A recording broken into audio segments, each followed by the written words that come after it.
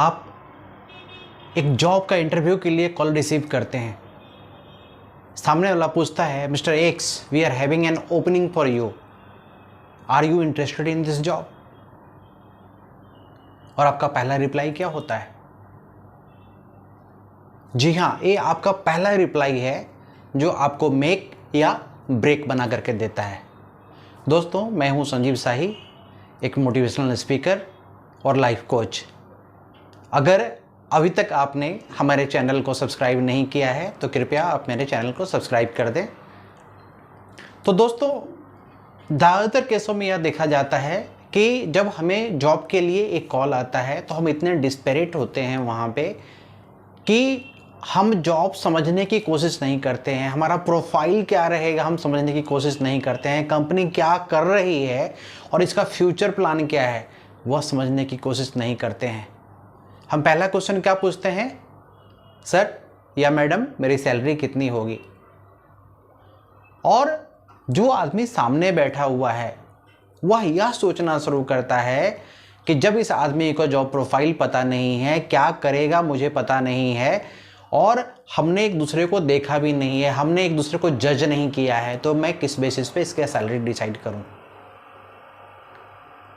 बहुत बार ऐसा होता है कि कंपनी की एक फिक्स्ड पॉलिसी होती है कि मैं इतना ही दे सकता हूं, तो वहां पे आप निगोशिएशन करके भी थोड़ा बहुत ऊपर नीचे कर सकते हो, इसके अलावा आपको कुछ मिलने वाला नहीं है।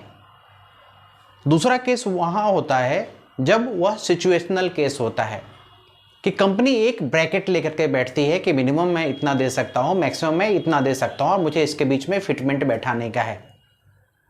और अगर सपोज कि आप वहां जाने से पहले इस केस में अपनी सैलरी फिक्स कर लेते हैं, सपोज कंपनी ने सोच के रखा हुआ है कि मैं मंथली 20,000 से लेकर के 30,000 का ब्रैकेट में सैलरी दे सकता हूं, और आपने बोला कि मैं 20 से नीचे तो आऊंगा ही नहीं, तो दैट मीन्स आप वहां जाने से पहले, सिचुएशन को समझने से पहले, अपने प्रोफाइल को समझने से पहले अपने को अंडर एस्टिमेट कर चुके हो।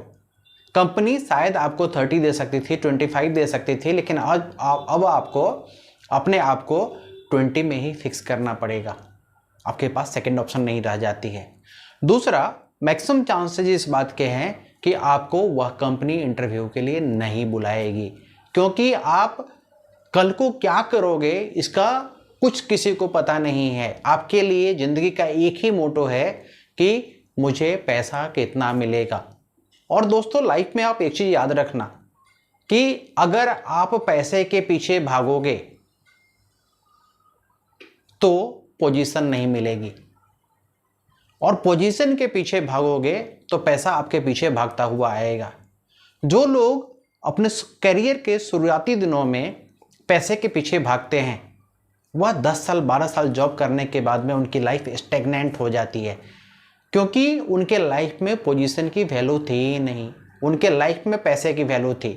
और चूंकि अब एज हो चुकी है, 32 35 क्रॉस कर चुके हैं, तो इस एज में चूंकि शुरू से पोजीशन नहीं मिली है तो न ही अब कोई पोजीशन देगा और न ही कोई अब पैसा देगा। इसलिए दोस्तों, मेरा आपसे अपील है कि जब भी जॉब की बात आती है, जब भी कोई आपको कॉल करता है कि मेरे पास एक वैकेंसी है, तो पहले अपने पोजीशन को समझने की कोशिश करें।